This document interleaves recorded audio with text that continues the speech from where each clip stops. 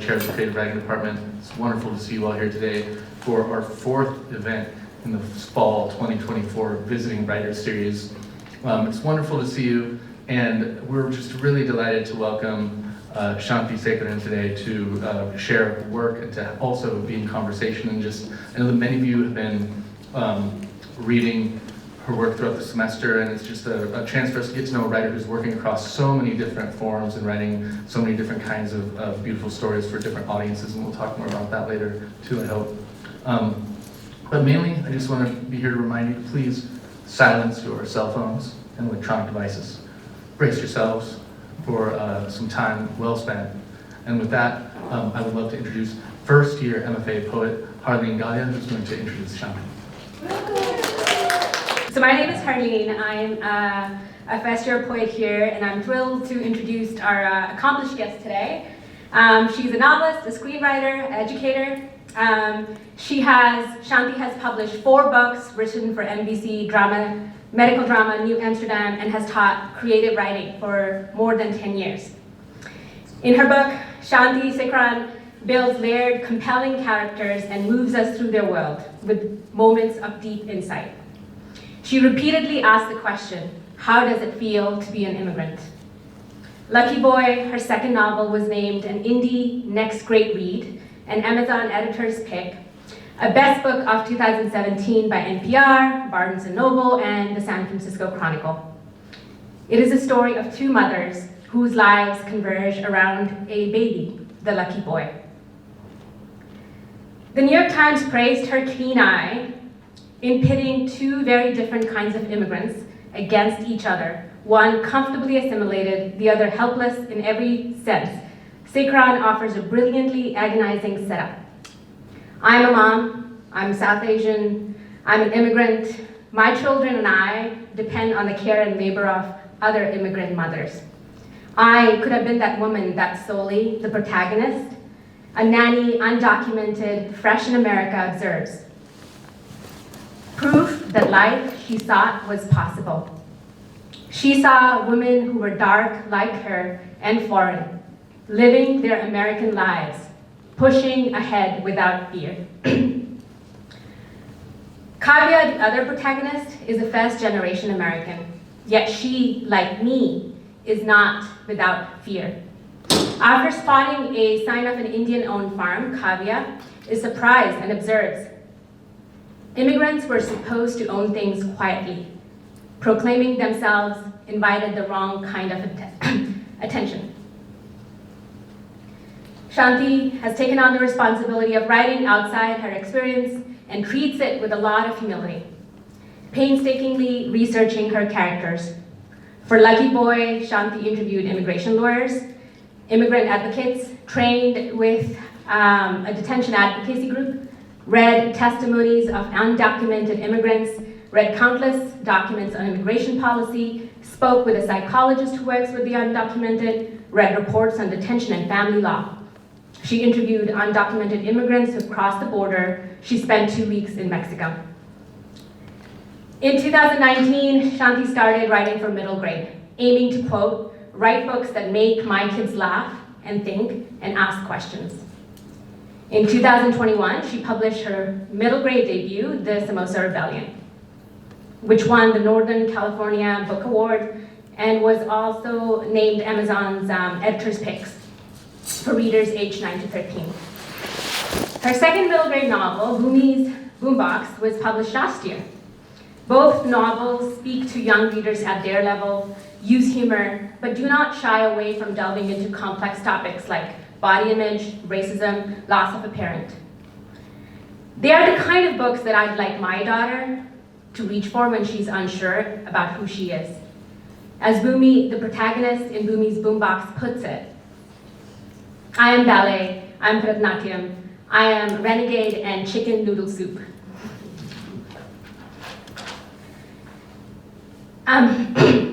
Shanti's words rekindle my joys and struggles of motherhood. In her words, I found my current dilemmas, the patient work of understanding and nurturing my 8-year-old. Her words reflect on my own experiencing, straddling borders and identities. Soli remembers home in Lucky Boy. Mama patiently grinding and mixing her mole, the wafting scents of ramaritos, the rich and potent bacalao, the syrupy rosca cakes. Even though these smells and images come from a very particular place, they are so familiar to anyone who has been hungry for home. An undoubtedly versatile and bold writer, please welcome Shanthi Sekaran. Well, thank you so much, Harleen. That was such a thoughtful, lovely introduction. And thank you everyone who's come by this afternoon. It's great to see you all. I'm going to read a few little bits. Some of it's going to be new, from a new novel, this time for adults, that I'm working on. But because we got sort of welcomed in with an 80s soundtrack, I'm going to start with Boomi's Boombox. So what we were listening to was the soundtrack of Boomi's Boombox. Each chapter is named after an 80s song. So let's see. So I'm going to read to you a little bit, just to introduce you to the story. Boomy's a girl who lives in San Francisco in like the year 2021. She's 12 years old, and she's recently lost her father. Her father died of COVID. He was a doctor, and that's how he got exposed pretty early in the pandemic. So that's happened in her life, and what has also happened is that she's inherited his old 80s boombox with an old mixed tape in it. And when she presses play on the tape, she time travels.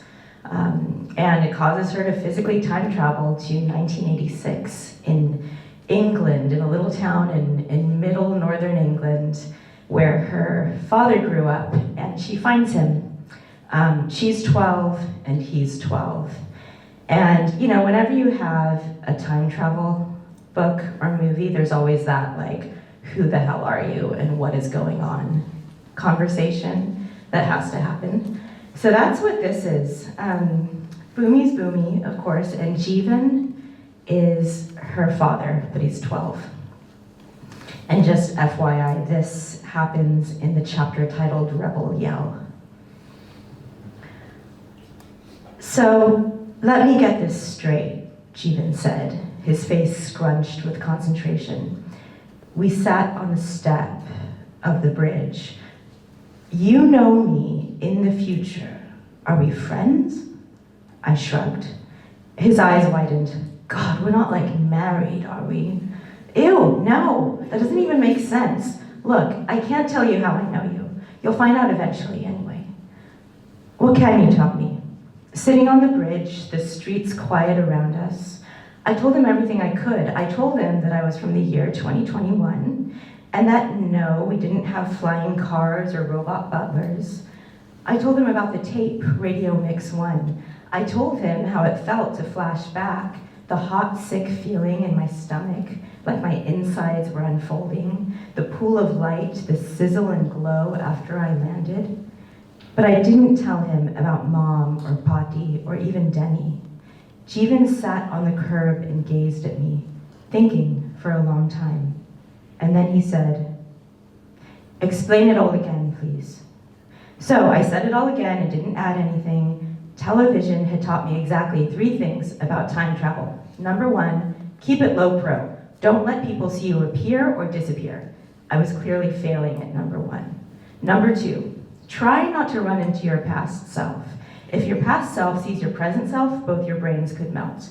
Number 3, don't warn people about things or try to change the course of history. The results could be disastrous. All right, Jeevan said, so really you're a bit like Doctor Who. But how do I know you're not a scam artist? He asked. Ask me something only you would know. Who's my favorite band? Queen. They're not. They will be. Look, he said, all I know is that one minute I was being pelted with boiled sweets, and the next minute the world flashed like lightning and you were gone. You'll just have to believe me, I shrugged. Tell me something else then. Something you know about me. I thought about Dad, all the weird little details of his existence. You hate snorting sounds like the kind pigs make, I said, which is ironic because you snore like a warthog. He sat back listening. You sleep with a pillow over your head and earplugs in your ears. You hate heavy blankets. You hate being too warm. You love chocolate with almonds, and you think cookies with raisins are a cruel prank. You always wanted a dog, but your mom wouldn't get you one because she thought they smelled. You like swimming, but you hate getting your feet wet. Okra makes you gag. What will I be when I grow up? My dad, I wanted to say. What do you want to be? That's not what I asked. We stared at each other for a second. Who are you? He asked. How do you know me? I thought about telling him. If he knew he was my dad, would he let me hug him? No, he cried. Wait, don't tell me. Revealing anything about my future could bugger up the course of human existence. I scowled at him. Are you mansplaining time travel to me? Am I what? I'm the one who just did the time travel. Look, I won't tell you anything more than I already have. Believe me, you don't want to know. He looked worried. I don't want to know what. I thought about all the things he didn't know. I could tell him about boba. I could tell him about TikTok. I could tell him about the internet. I could tell him about... My mind slowed to a halt, like someone had thrown cement in its gears. I tried to push it forward. This was my chance to really make a difference in our lives. But I couldn't think how. I opened my mouth and heard the weak trickle of my own voice. Do you know about boba? Who? He looked bewildered. Boomi, you can't tell me anything. Even if you think it'll make me the richest person on the planet, even if you think it'll save, I don't know, boba, whoever that is. We stared at each other, the possibilities gathering like storm clouds. Jeevan shook his head. I mean it, he whispered. Not a word. I hugged my knees. Okay. We sat like that for a few quiet minutes, until finally he spoke. This is all very weird, he said. I know. Okay.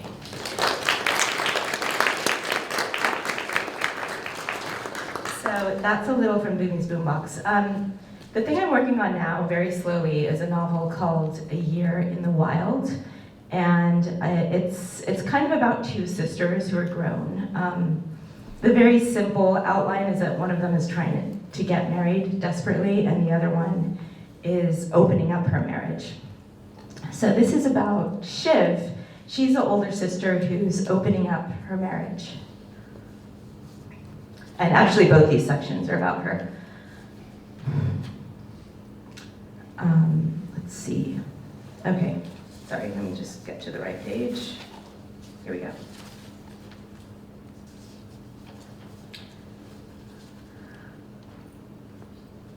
Today was an inescapable Monday afternoon, a gray day in the first week of June. Shiv's students sat slumped around the seminar table as if the air that had filled them for an entire semester was finally leaking away. For her students, instruction would end in 3 days, followed by the last gasp of finals week, and then, inevitably, the dissolution of 9 months of learning. For Shiv, the first day of summer would bring her back to her office. She'd unpack her lunch, open her laptop, and begin her real work, the writing of a book. It was on contract, deadline and all, on a topic that didn't hold much interest for anyone outside of her little office. It was a book on the evolution of placental expulsion. The publisher was pushing hard for a pop science angle, something that they could push to NPR and women's magazines, and Shiv was resisting. But that was next month's problem. Now, projected on the wall of the classroom, was an artist's rendering of Lucy, Australopithecus afarensis, the 3-million-year-old human ancestor dug up in 1974. Yes, there were others, but Lucy was the famous one. Because it was the last week of instruction, she pulled up a music app and pressed play, Lucy in the Sky with Diamonds. Shiv closed her eyes to the dreamy first notes of the song. 47 minutes of class left. Maybe they could sit like this, listening to the Beatles for 47 minutes of Human Biology 112. The researchers who discovered Lucy's ulna and femur and pelvis and jaw, who'd pieced her together like a disjointed jigsaw puzzle, had named her after the song. Still, from an academic standpoint, the link was tenuous. Give them slides, Mark Riddle, her office mate, had told her. And when she joined the college, play music, videos, they need pictures and sound and moving stimuli. Whatever you do, don't just stand there and lecture them. Students can't process that mode of information delivery anymore. Why not? Mark had shrugged. They're just dumber these days. Shiv refused to believe this as she bolted up from her seat, turned off the music, and looked around the table. The students stared back at her. Imagine Lucy giving birth. Ew. This from a girl in the far corner, a blonde girl who sat most weeks next to the other blonde girl. Their names were Kelly and Christy, but Shiv had forgotten which was which. She smiled patiently. Why do you say ooh? Kelly or Christy fiddled with her pen. I didn't mean it, sorry. Can you imagine, Shiv said, without the internet, without pregnancy books, what it might have been like for Lucy? Watching her body change, feeling her body change, and the birth itself, the pain, the water breaking and the bloody show, and contractions and transition, and the final instinctual urge to push, and then the emergence from her body of another human body. And once you've had the baby, once the baby is out and you think it's all over, this new process starts and you start pushing again. And suddenly your actual placenta, this pink, bloody jelly sac, starts coming out of you. Again, her students simply stared. She'd lost them, maybe at the words bloody show. They were in their late teens and early 20s. Birth probably seemed as mythical as Lucy herself. Finally, a girl named Stella raised her hand. She would have had other people, other women or whatever around her. She wouldn't have been alone. The other women would have told her what to do. Shiv let out a breath, relieved. Yes, this was the most advanced thing about Australopithecus, their ability to care for each other. She leaned over her desk, looked around the way an inspiring professor would. The anthropologist Margaret Mead was once asked what the first historic sign of civilization was. You know what she said? The students leaned in. It wasn't writing or roads or tools. The earliest evidence of civilization, she'd said, was a femur bone that had broken and healed. The students leaned in further. Let me tell you why. This anecdote Shiv knew was unverified. She'd read it on a Facebook meme, and there was no actual evidence that Margaret Mead had said anything like this ever. But her students were engaged. There were 30 minutes left of her school year, and she wanted to say something they'd hold on to.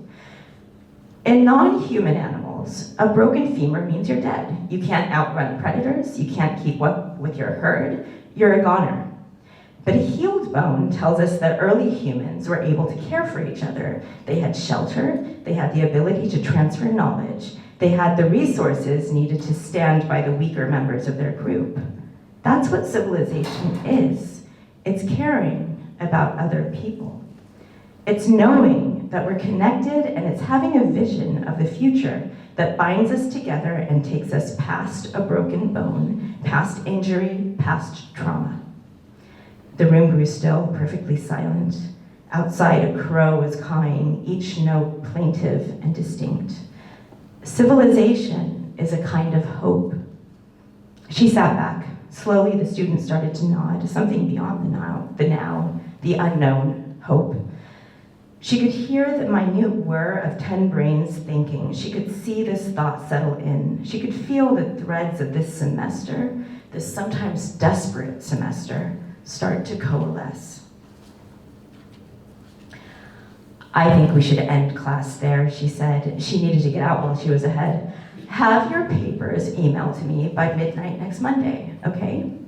The students started cramming their notebooks and laptops into their bags, and in a symphony of zippers and scraping chairs, They got up from their seats and left.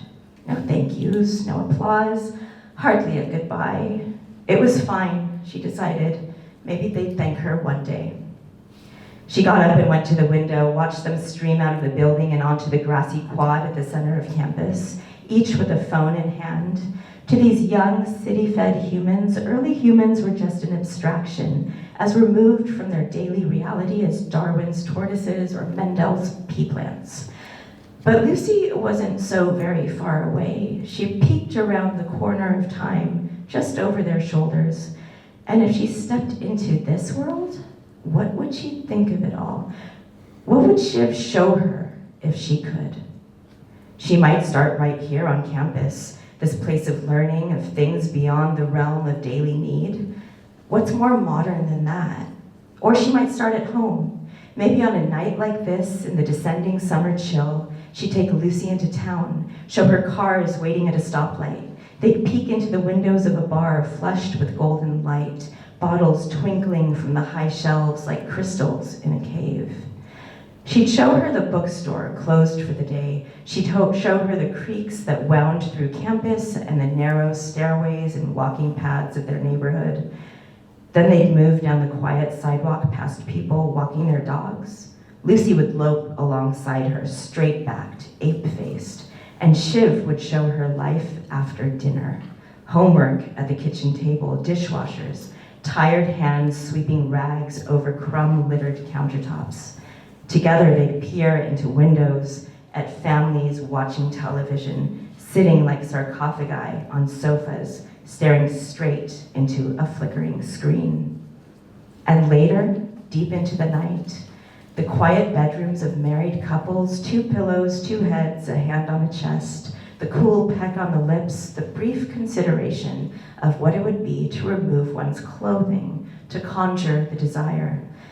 They'd keep walking until they found a young couple somewhere, up on a balcony, a brand new pair, and Shiv would show Lucy how things began, how people thought love would always be, how at first it's so easy, how it all just kind of happens in those early weeks and months, those first days when you talk and talk, when street corners turn to monuments and memories are collected like seashells placed lovingly in a bowl, when nobody looks at the time or eats or sleeps quite enough, and how that's a good thing to not sleep enough, how that walking exhaustion coats the mind in a pleasurable fuzz that makes you smile in the middle of meetings. And then she'd show Lucy the early mornings, Daniel snoring with his head under a pillow, the beep of the garbage truck drifting in through an open window. She'd show her Davy's bunk bed, the pastel horde of stuffed animals covering the bottom bunk.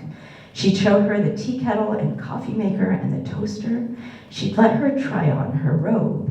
And then she'd show Lucy the couples waking in the new day's light, the men and women in house after house, all of them gazing not at each other, but at the flash and blink of their mobile phones. This is civilization, Shiv would tell Lucy. This is hope. This is what you'll come to.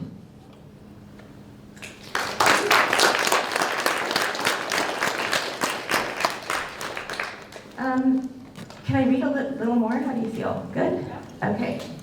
One last little short thing, also from this book that I'm working on. Same person, still Shiv. 1 year is never just 1 year, but the quiet crescendo of many. 1 year is a new layer of muscle on a life hardly noticed, but for the seconds and minutes and hours that form its tissue.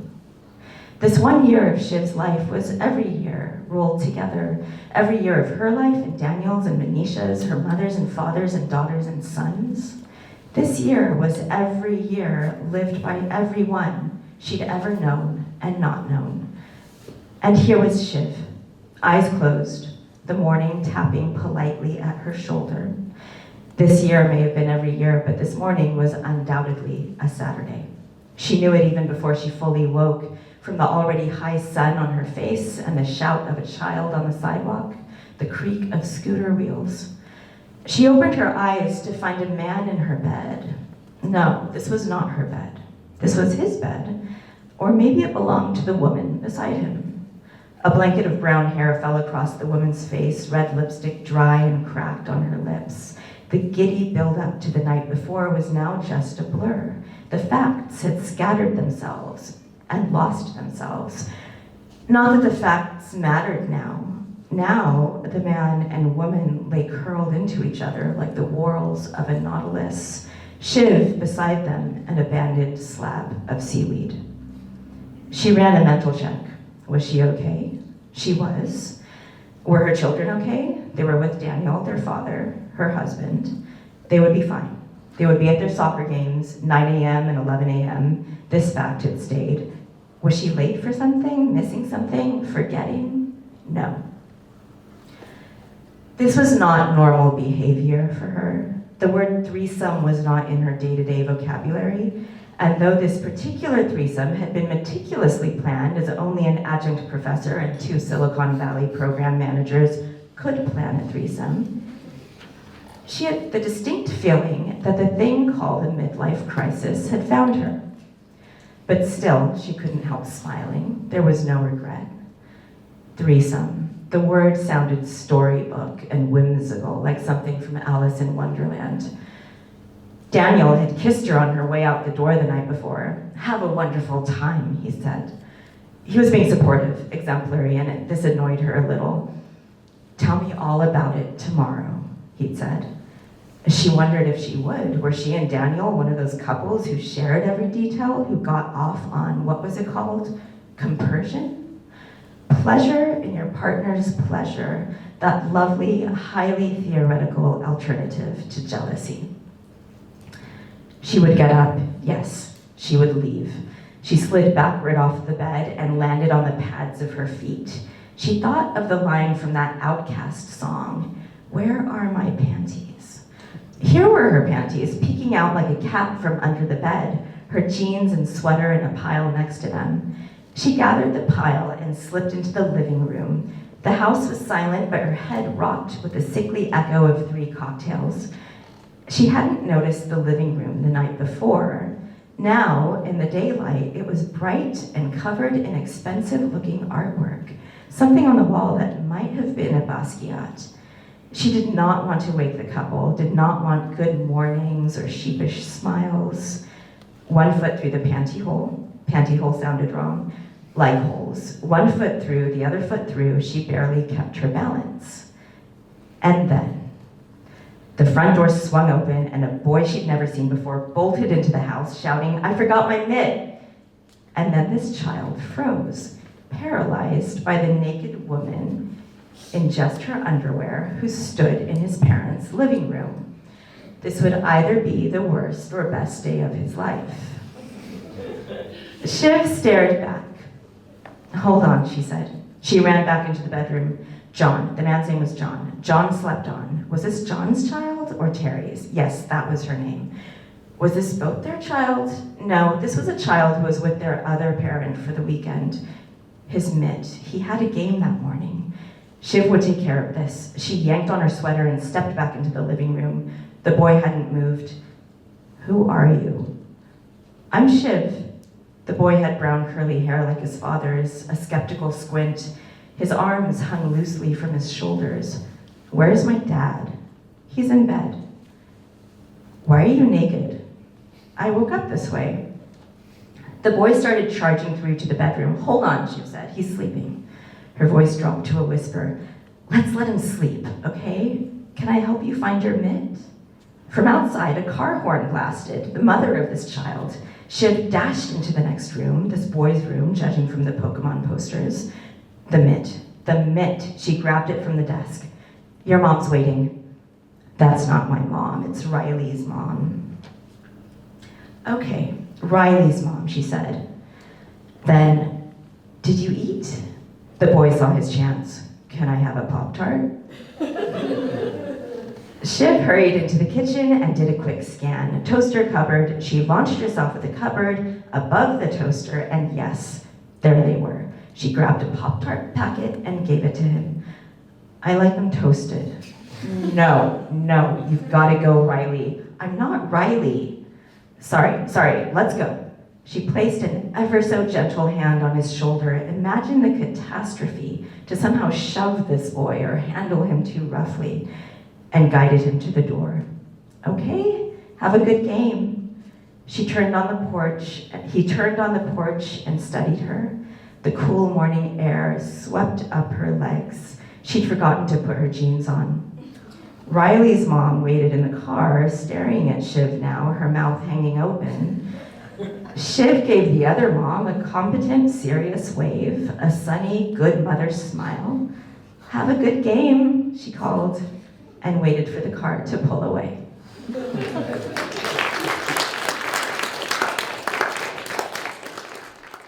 Awesome. As I was saying, that was wonderful, and you kind of, gave us lots of different types of, work. So that's actually going to be my first question. You've written like adult novels now, middle grade, and written for TV. So how do you kind of adapt and change your process to kind of match the audience and what you're trying to get across? Right. So I adapt, it's not always easy. When I was switching from adult novels to children's novels, I kind of just let myself write as an adult, as someone writing for adults. I just let the voice come however it's going to come. And then I switched the narrative voice. I edited it to sound a little more appropriate for children. But I followed, writing for kids, I followed a few principles that I've learned about, which was to, first of all, for middle grade, keep out the swearing and sex and drugs and all that. You can do that for YA, but not middle grade. And often, one of the prevailing approaches for writing for middle grade, that's like 8 to 12, is to have some sort of reckoning with the idea of home, which comes through in a lot of adult novels, frankly, but middle grade novels, there's always like a departure and then a return to home, or a renegotiation of family and what home means. So I would just sort of keep principles like that in mind. And then with TV, it was hard. It was actually hard to go back to prose from TV, because with prose you really have to just let yourself wander a bit, and TV is very goal-oriented. It's like, okay, we have a week for an episode, let's get this down, what's gonna happen, let's plan it all out. And I had to let go of that for prose. Awesome, thank you. And then I guess personally for me, how do you kind of venture out and try and get, how could I go out of my comfort zone and be like, now I wanna experiment with this? Yeah, how to go out of your comfort zone. How do you do it? How did I do it? I gave myself, with the children's work, I gave myself 3 months to just try it.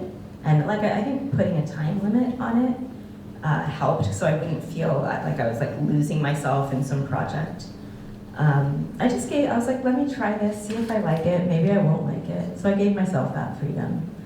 And with the TV stuff, I just had to do it. I had no choice, I was employed. Yeah. Awesome. Let's move on to some of the themes. So I read Boomi's Boombox and I read Lucky Boy. Mm-hmm. And I thought in both of them, the themes of immigration and parenting are coming through. Could you share why that subject, why you're drawn to that subject matter? What are some of the inexhaustible elements of, the themes in there? Yeah. Mm-hmm. Yeah.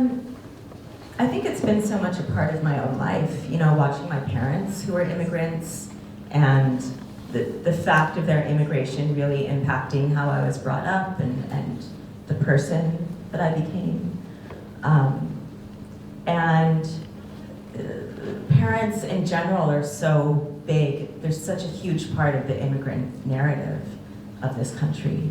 People come over because they're parents. They come over for their children. Or it's their children that sort of start to root them to this country and keep them from going back home. So it just felt like a natural movement for me. Yeah. Awesome, thank you. That totally connects with me, right? Your children root you to the place you are. Mm-hmm. Totally. And then, you know, representation, diverse representation in literature is important. What did you kind of read on this issue? What led you to write, like, you know, let me write about, you know, Soli or Kavya? Like, what kind of, you know, how do you parse that? Like, what did I read in terms of fiction or research? Well, just in terms of, like, I guess what I'm trying to ask is why do you personally think diverse stories and like stories of, you know, all the people that live in this country are important? Oh gosh, why are they important? I've never fully thought about that. I just always took them for granted as important. But, well, I mean, just speaking personally, seeing protagonists, you know, a lot of people tell this story, seeing protagonists whose lives resembled mine, culturally especially, was like revelatory for me. This was in the 90s, when I was just coming out of college, and there was a boom in Indian American fiction. It's like all the parents had come over, had their kids, the kids grew up and were suddenly writing fiction. So there's a big wave of Indian American fiction, and I think that fictions from there, from the 90s generally, started to get more diverse. Of course, there's still a real need for more diversity, especially in mainstream publishing. But it's important because it tells the story, you know, you don't have to be of a certain ethnicity that matches a character in order to feel for them, in order to feel their story. And it just gives us so much more variety of experience and such great stories and characters. Yeah, no, personally, I thought, like, you know, there are books where you kind of feel seen, right? So I felt like that was coming through in your writing, so I thought that was important. And I know for my daughter, like finding those books where she sees herself, even though she is born here, has been important for My her. kids like are sick of those books where the characters are like Indian or Indian American. They're like, no more, please. Okay, we will probably get there. Well, it's good. You start off like having too much of something is better. Right.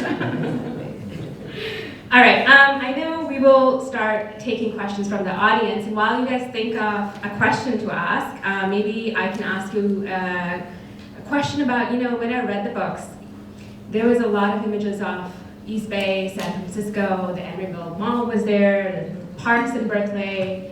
How do you, like, what do you think of place with respect to your characters? Yeah, place informs so much about what a character is going to go through. And for both those books, for Lucky Boy and Boomi's Boombox, I chose to set it in the Bay Area for their particular, you know, San Francisco, it was like pandemic San Francisco, and it was quite quiet and lonely at the time for this girl. And for Soli and Lucky Boy, I had her right in the heart of Berkeley, which was important to me because I wanted her to really bump up against society, like at every turn. I wanted lots of people around her. I didn't want the sort of like lonely immigrant story. I wanted her to be surrounded by life. Yeah, and totally comes through as well. Does anybody have a question? Should I take the Just wondering, because I love the excerpts that you read from the book you're working on right now. What is it, because you said you kind of had to school your voice a little bit, or like make the voice fit for middle grade and take out all the sex and drugs, and now you're kind of doing the reverse of putting all that stuff back in. Yeah. So I'm just wondering, how has it like felt returning back to writing an adult novel? Like, has it been freeing in a way, or? Yeah, it's freeing in a way. It brings in a lot more. I feel like with an adult novel, there's just a lot of subtext that goes into everything. I switched to children's because I just wanted to tell a story. I was like, oh my God, the adult novel is just like drowning me. Like, I need to just tell a simple story. But now that I've returned to it, I really like it. It feels like I get to indulge myself more. I'm, for better or worse, less disciplined about sticking to like story and keeping it spare and keeping it simple. I'm letting myself like play a little more. So yeah, thank you.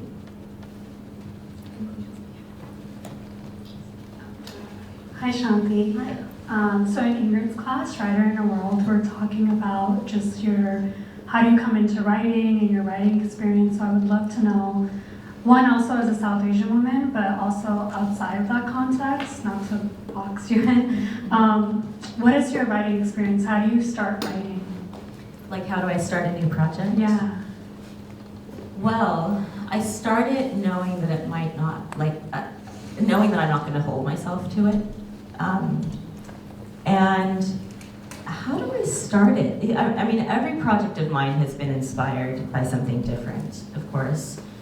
But I kind of just start very blindly. You know, I don't know my characters. I'm not the sort of person who can plan out what my character is going to be like. Like, I have to put them into situations in order to learn who they are. So I might be inspired by like a certain image or a certain moment, and I'll just start with that. And I'll often jump around, like I won't hold myself to chronology of the story. I'll jump around and write what interests me and see what takes there. But yeah, it's a lot of just sort of blindly groping, you know, in the dark. And then you hold onto something like sticks with you, and you go from there. Yeah. Thank you. Violet. Oh, and Maddie. Sorry.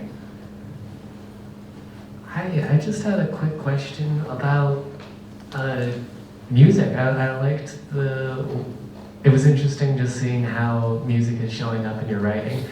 And I think it's often a source of inspiration, but I'm just kind of curious, like how music has inspired your pieces, and then how you kind of like let that flow in. Like what do you take from the songs that you're referencing? Do you kind of have them as background noise, as setting, or do you let them become thematic? I'm just really curious about your approach to all that. Yeah. Sometimes it's inspirational. Like with Lucky Boy, I don't think I have much music in there, really. I have a couple, actually, yeah, maybe just a couple mentions of music, but nothing specific. But I definitely had like a soundtrack that I used when I was writing it, and it's so a big presence in the book is this train, a train that solely rides to get closer to the U.S. And I had a lot of music that sort of had that forward momentum, that like charge forward of a train, and that kind of kept me engaged sometimes when I was trying to write. And then with Boomi's Boombox, of course, 80s music is like a central theme of it. And I really kind of lent on the music a lot as I was trying to figure out this book. It was like the constant, because it took me forever to figure out what this book was really about. And yeah, so as I was figuring all that out and kind of wrestling with it and struggling with it, the music and the kind of sentimental attachment that I had to the music kept me going. Like those 80s songs, I was like, oh, I've got to do this for those 80s songs that I want out there in the world. So it kept me going, yeah.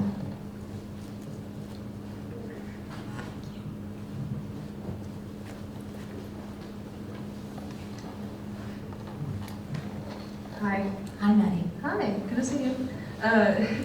This is not nearly as important a question as anyone else has asked, but I noticed while you were reading that both in Boomi's Boombox and in your new work, there's a mention of someone sleeping with a pillow over their face. Oh, yeah. And so I guess I wanted to ask for that specific detail. Is that something that's so specific? Is that something you pulled from your life? I noticed And then as I was reading. just how often, I guess, do you pull things from your life? Because I know everybody does when you write, but sometimes it's Right. unconscious. So Yeah, that's an important question. Yeah, the pillow over, that's my husband. For some reason, he sleeps with a pillow over his head. And I was like, if this is a murder mystery, I could kill you so easily. Yeah, so pulling things out of my life. I do it quite a lot, and it just adds like the texture of daily life. And sometimes I do it sort of tongue-in-cheek, just as like a little cookie you drop for someone in a book. Yeah, and it's both fun and it's just like, it's that detail that can bring a scene into focus. Yeah.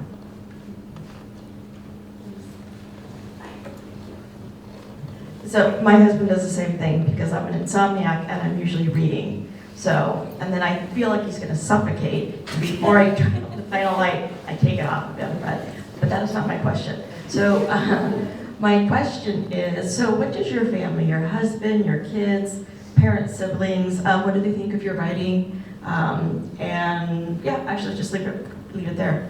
Yeah. My family, so yeah, you know, I started writing kind of just out of college. That's when I started sort of seriously pursuing it. I did an MFA at Johns Hopkins, and my parents, they had long ago given up trying to tell me what to do with my life. So they knew I was going to do what I was going to do, and you know, they just wanted me to do it well and successfully at some point. That was their main goal. And my family of origin, my brothers, my parents, they're very supportive. They come to my readings. I was once at a reading in New York, and this is for Lucky Boy, and my brother traveled from Connecticut, and he had this huge suitcase with him, and he was staying with me at my hotel, and he like opened his suitcase and had like, there were like 40 copies of my book in there. And he was like, can you sign these? So, you know, they've been great. And my husband, I couldn't have written Lucky Boy without him sort of being there and doing a lot of the childcare. My kids were little. One of them was not even born yet, and then I had a newborn, and you know, it was a very intense part of child raising when I was writing that book. It's so important, you know, if you're gonna have kids and you're a writer, it's really important to have some sort of support network. You know, it doesn't matter who it is, but you just need people who are there with you. Yeah. And my kids like my writing. They don't always read it, but. I'll sneak in a question. First of all, thanks for sharing your work in progress. I cannot wait to read that book. Thank you. It's so interesting to hear you talk about working across these different forms. And in thinking about the distinction between writing a novel and working in television, I'm struck by just how collaborative TV writing is relative to working on a novel. So maybe you could talk about, like, what did you learn from the collaborative experience of writing for TV, and how has that now informed your prose, and like vice versa, like what about prose writing has informed the way you approach TV writing collaboratively? Yeah, so often we had like 10 people on the writing staff, and we would have like, you know, 7 to 10 of us in the room together, planning out story. We wouldn't write the scenes together, we would just plan out the steps of the episode. And I think I brought, as a novelist, going into a TV room, I think I brought a good focus on character, because that's what we're trained so hard to do as prose writers. So I had a good grasp on character, and often when you're a TV writer and you come up that way, you're highly focused on plot, really, because you have to get that plot down every week. And then the other way around, what does TV writing bring to my prose writing? I think it's, you know, I was talking about how I needed to learn to wander again and to give myself some space and room to just like screw around a little bit. I think it has trained me to focus a little more on like where a scene is going. And it really trained me to not be redundant in my writing, because you have to be like laser sharp in TV. You can't have one scene step on the next scene. You can't have Like you have to really parse out very carefully your revelations and the steps of a story. So yeah, it got a lot less repetitive. Thank you.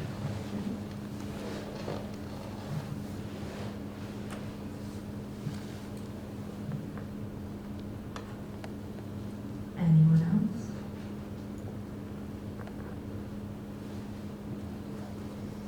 I'll hand it back to our leader. All right, maybe I can ask one final question. Yeah. So in my research, I believe that Lucky Boy went through a couple of years of rejection. So how did you kind of stay positive during that time? Yeah, I didn't stay positive. I hated it. But I kept going. A big step that I took that I think really helped is I was part of the San Francisco Writers Grotto. Ingrid, you were part of that, right? And I remember it must have been like probably somewhere in my second year of rejections. And nothing had gone to plan, and I had no idea and what was gonna happen, and I was in a pretty low place, and I found myself just getting like really angry and hostile when other people would report their successes on this, because we have a big sort of email thread for like 300 members of the Grotto who send out emails when there's good news, when they're getting published, when great things are happening, and I wasn't feeling happy for them.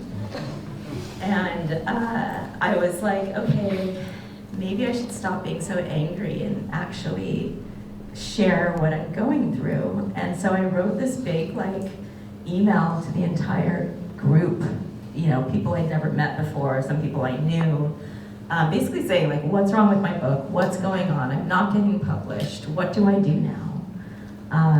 And what I got back was a lot of support. People were calling me, they were taking me to coffee, just talking me through it. Some people were well, I've had novels that I've had to give up on, commiserating, and that particular comment told me that no, I'm not going to give up on this novel, I'm not ready to do that.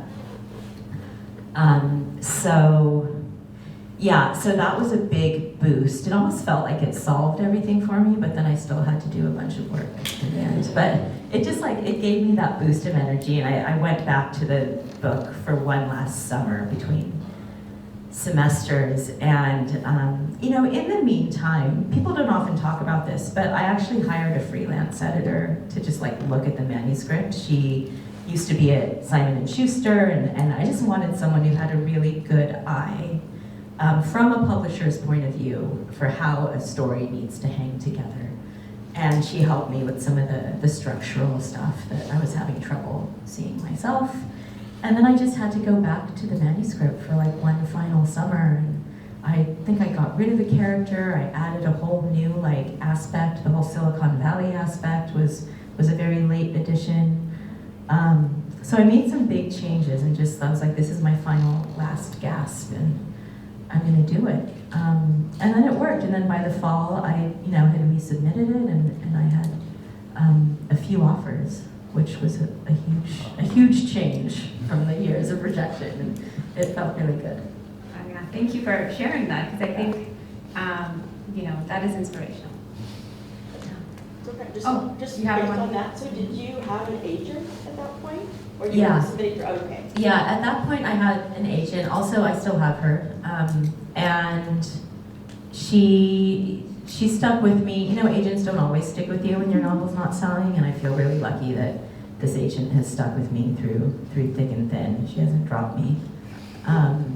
So yeah, she was there by my side and kind of just there as someone to bounce ideas off of, and yeah, she's great. Any final thoughts on how we can all be supportive in each other's work? Final thoughts on how, This community. Yeah, I mean, this community is so important. It's kind of it's going to be the base of your literary world when you move out into the world, when you finish your degrees and move into the real world a bit more. And having literary friendships are really important. That's really important. And things that you can do. I have a friend who, when I was first working on this book that I read to you today, she was demanding 5 pages a week from me, you know, and she would punish me when I didn't turn in 5 pages a week. And so just like being there for your friends in that way, even if you don't read their stuff every week, like being sort of an accountability person, I think can go a long way. I try to be there for friends when they're not getting published, just to like talk to them, because it can be a very lonely experience. And in the meantime, like having fun, just being part of the community, like going to Lick Wake, going to festivals, and going to your friends' readings, going to events like this, like being part of that world, I think is really crucial. Thank you. All right.